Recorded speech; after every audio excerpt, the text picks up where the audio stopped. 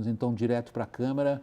Lá os deputados analisam agora, neste instante, a medida provisória que estrutura a composição dos ministérios do governo Lula III. Nosso repórter Leandro Magalhães traz as últimas informações. É contigo, Leandro. Boa noite. William, muito boa noite para você, boa noite a todos. William, vamos atualizar a situação aqui. Houve agora há pouco um requerimento apresentado para retirada de pauta da medida provisória. Esse requerimento já foi derrubado por 337 votos. O que está acontecendo agora aqui no plenário da Câmara dos Deputados? Os parlamentares estão discutindo já a medida provisória na tribuna. No momento, quem está na tribuna é o deputado Gustavo Gaia, do PL de Goiás, e de acordo com o regimento, William, há vários parlamentares que querem discutir a matéria, subir à tribuna. Mas se 6 parlamentares subirem à tribuna para poder falar a favor da matéria, mais 6 contrários à matéria, aí qualquer partido já pode apresentar um requerimento para o encerramento da discussão. Fazendo isso, sendo aprovado esse requerimento, em seguida já tem a votação da matéria aqui no plenário da Câmara dos Deputados. Essa discussão também acontece, William, porque até o momento, vou pedir licença que eu vou olhar aqui para trás para o painel, há 485 parlamentares na Câmara dos Deputados. Os parlamentares estão chegando aqui ao plenário.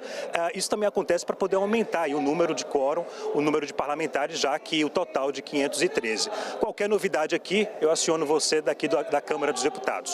Eu volto com você. William. Ok, Leandro, vamos ficar na escuta, vamos na tua escuta permanente, ok? Qualquer alteração aí, qualquer definição, por exemplo, do quando vai ocorrer essa votação, mais ou menos o horário, você nos avisa, a gente interrompe a nossa roda de análise aqui imediatamente na sua escuta. Leandro, muito obrigado por enquanto a você aí em Brasília, meu boa noite. Primeiro, uma primeira rodada inicial a respeito disso.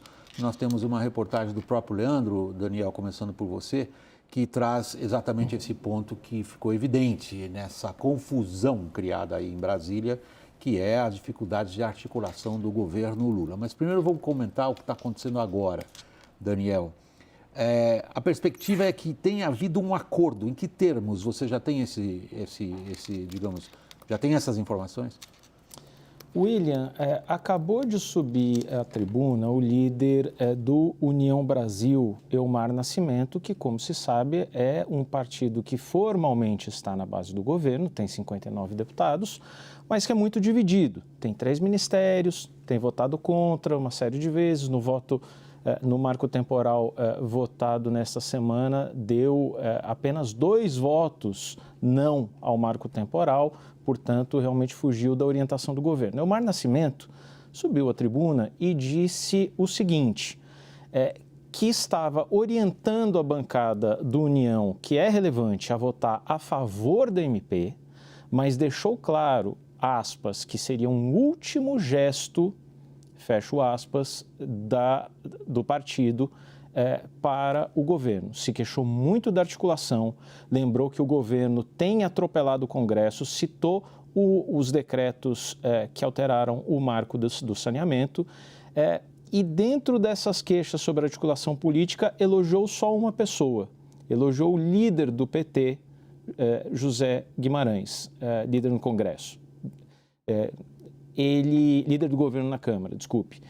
Isso mostra também que há uma pressão, evidencia a pressão que existe de uma grande parte da Câmara por uma troca no Ministério de Lula, na articulação política hoje desempenhada por Alexandre Padilha. Mais ou menos isso que está em jogo agora. Caio, se há um acordo e se é possível aqui a esse momento, de acordo com a sua apuração, suas conversas, em que linha se daria essa possibilidade de acordo?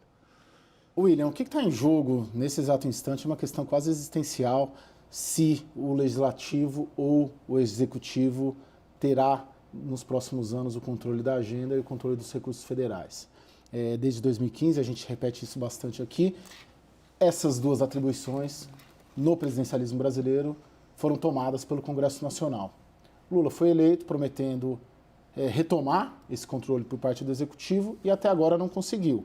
E um caso exemplar, praticamente metafórico, até existencial, filosófico, de ser numa medida provisória como essa, que diz respeito à própria existência do governo e da configuração do governo. Não se trata aqui de uma agenda de esquerda ou de direita, que o governo tem perdido no Congresso. Se trata aqui de saber quem manda, né, daqui em diante. E tudo o que o Arthur Lira tem liderado é esse movimento para sinalizar ao Palácio do Planalto: nós continuaremos mandando, né? Nós continuaremos ditando a agenda e tendo controle sobre os recursos federais. Então, esse episódio, por mais que o governo consiga aprovar, o governo já sai derrotado dele, né? Aprovar às 10 da noite, 37 na véspera, como você falou ali no editorial. O que muita gente dentro do Palácio, dentro do Congresso, dentro do Senado avalia é que tanto as questões das emendas orçamento secreto e RP9 podem voltar, projeto do semipresidencialismo pode voltar, não se trata... O que não chega a ser nenhuma surpresa, na verdade, perdoe a minha interrupção, porque me dá, às vezes, um pouco assim de... Eu fico, mas o Lira está falando abertamente de regime semipresidencialista antes do Lula ser eleito. Sim. Quer dizer, meio que uma agenda dele. Sim, e por mais que ele não consiga aprovar na prática uma PEC, porque a PEC do ano passado ela foi arquivada, pelo menos colocar em andamento, como está sendo colocado em andamento, de fato, ainda que não de direito. Deixa eu ver a avaliação da Raquel do que parece ser algum tipo de entendimento que permita com que o desenho da esplanada com o qual o Lula começou o governo dele em janeiro permaneça. William, nós vamos saber isso daqui a pouco, né? Porque hoje tinha deputado falando na Câmara que mesmo que o Elmar Nascimento pedisse, não ia votar pela medida provisória. Então, ainda não é uma garantia de que os líderes pedindo vão conseguir entregar esses votos. Agora, supondo que o governo não saia derrotado, se ele sair derrotado mesmo, é uma hecatombe, né? Ele pode vir com um projeto de lei ali extraordinário, em regime de urgência, mas enfim, é o que o Caio falou, o Lula não teria conseguido sequer montar o seu próprio governo depois, sua própria esplanada em 5 meses. Agora, supondo que ele consiga aprovar essa medida provisória, é um recado claríssimo do Arthur Lira e de todo o grupo dele para o Palácio do Planalto, dizendo, olha, vocês não mandam, aqui mandamos nós, e vocês precisam mexer na articulação política. E isso, ministros do Lula hoje também comentavam. Não foi só o Elmar Nascimento, o próprio Arthur Lira, mais cedo, elogia apenas José Guimarães. Então, você tem 2 ministros sofrendo forte pressão do Congresso Nacional, Rui Costa e até mesmo o Alexandre Padilha. Lembrando que tem ali um entrevero importante entre Rui Costa e Lira e Elmar Nascimento já do início da formação do governo, porque o Elmar queria ser o ministro, queria que fosse o grupo dele, o grupo do União Brasil, e o Lula prefere fechar um acordo com Davi Alcolumbre, como se Davi Alcolumbre conseguisse entregar o União Brasil da Câmara dos Deputados. Não entrega, ninguém entrega de fato. Daniel está me pedindo a palavra e na sequência nós vamos para a reportagem sobre a crise na articulação do governo. Daniel, a palavra é sua. É só uma explicação, William, acho que isso pode ser útil para quem nos acompanha. Eu nunca vi em trocas de governo aqui em Brasília um processo tão caótico para a votação de MP que reestrutura o governo, reestrutura a esplanada dos ministérios como que a gente está vivendo agora. Só para dimensionar as pessoas do que isso significa. No governo Bolsonaro, início de 2019, houve uma MP também para reduzir o número de ministérios de 29 para 22. Houve muita queixa do Senado, na época, sobre uma votação em cima da hora da Câmara dos Deputados e o que estava mais em discussão naquele momento era onde ia ficar o COAF, se debaixo do chapéu do Sérgio Moro ou em outro lugar. Pois bem, aquela medida provisória foi votada em 23 de maio. Isso dá uma noção de como a gente está em cima da hora. A gente está no dia 31 de maio.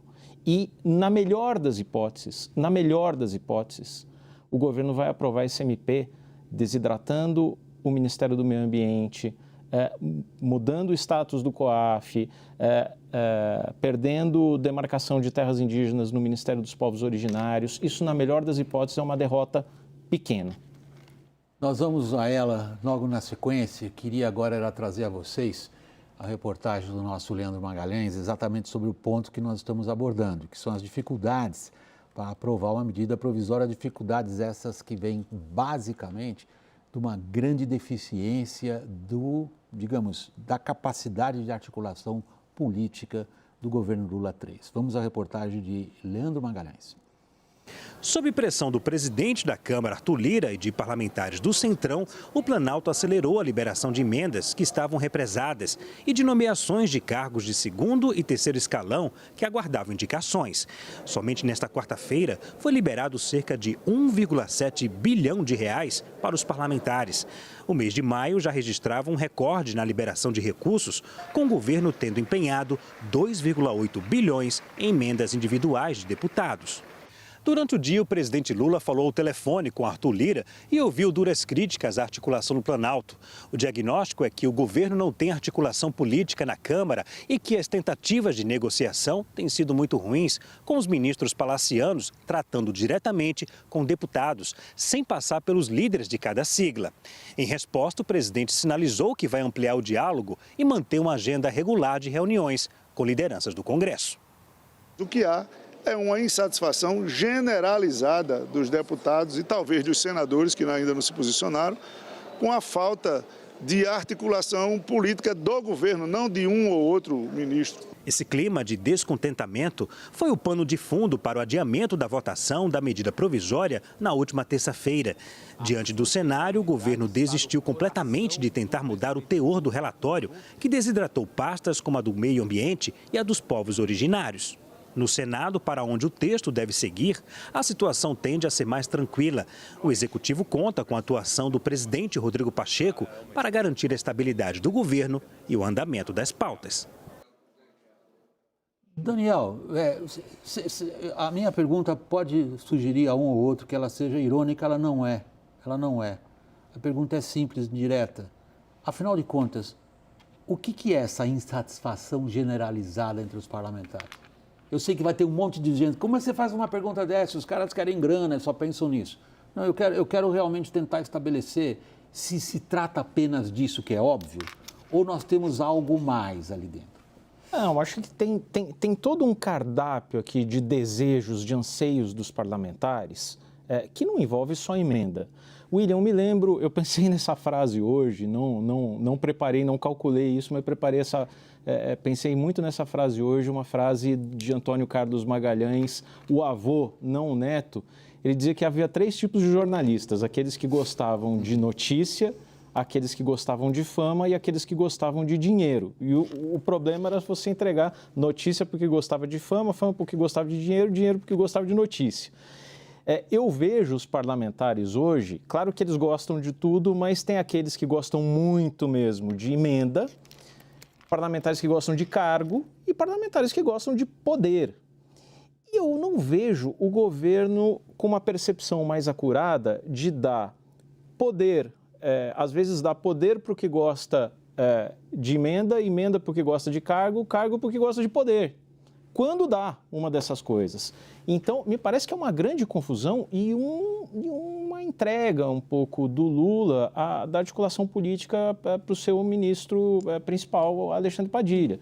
É um presidente que não usa celular, para bem ou para o mal, outros presidentes faziam muito uso ali de grupos de WhatsApp, uma forma de comunicação mais rápida com parlamentares. É um presidente que não recebe os líderes e é um presidente que não usa almoços para articular, né? Todo dia ele almoça com a primeira-dama. Isso pode ter um aspecto muito bacana, mas não em termos de articulação. Talvez ele empenhe a primeira-dama na articulação política, porque o que a gente ouve falar é que muitos deputados, inclusive, se dirigem a ela, procurando, através dela, chegar aos ouvidos do presidente. Mas, enfim, essa decisão que cabe ali, a esse terceiro andar do Palácio do Planalto. Eu vi a sua analogia. No fundo, você usou esse exemplo histórico do Antônio Carlos Magalhães, o famoso ACM, que foi ministro das Comunicações, inclusive, que são jornalistas, para dizer o seguinte: o Lula não está sabendo entregar o que cada um quer e pode estar dando, além de não usar o celular, hoje em dia é difícil. Raquel, queria passar a palavra a você e apenas indicar a quem nos acompanha, as imagens que nós estamos agora projetando são deste momento, tá? Não são aquilo que a gente chama de ilustrar, quando o analista está falando, a gente tem uma imagem, são imagens deste momento, são imagens ao vivo da Câmara dos Deputados, examinando a MP dos ministérios. Ok, Raquel, por favor. O William, você fez a pergunta para o Daniel, né, sobre a questão dos parlamentares, se eles querem só emendas, e aí eu estava refletindo, porque é o seguinte, tem uma questão realmente da motivação para votar, né?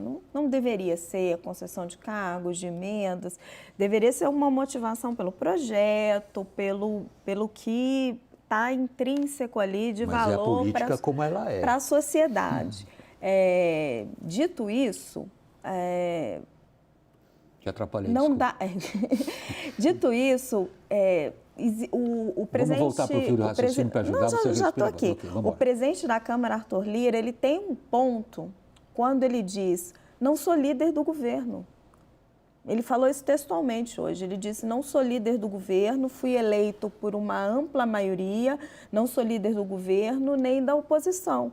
Porque o governo não consegue formar uma base. E está entregando e pedindo e demandando de Arthur Lira que ele entregue votações banais. Vamos colocar que a votação de hoje é uma votação banal? Super banal. É a Banal. formação da Banal. esplanada dos ministérios, é uma votação banal. Então, se a gente pode questionar e deve questionar a motivação dos deputados por votarem por cargos, emendas e, enfim, coisas às vezes menos republicanas, a gente também pode questionar a capacidade do governo de montar uma articulação política, a capacidade do PT de dividir poder e o quanto o Arthur Lira, que não é base do governo, tem que se comprometer e entregar placar para o governo. É boa essa, digamos, essa linha sublinhada que você colocou embaixo da declaração do Arthur Lira.